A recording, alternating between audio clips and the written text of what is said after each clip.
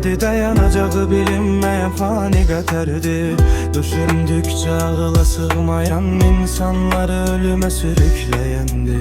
Günler ötüp keçir kara ömürden, hayatta bir mənə tapa bilmirəm. Qaçıram bugün de yaman feleyden, ne arzu ne kema çata bilmirəm. Bu ömrü sürerken tez bir zamanda, bilmedim yaşayım yoksa ölümümü. Ezelden sert olan fani cahanda, bilmedim ağlayım yoksa gülüm mü.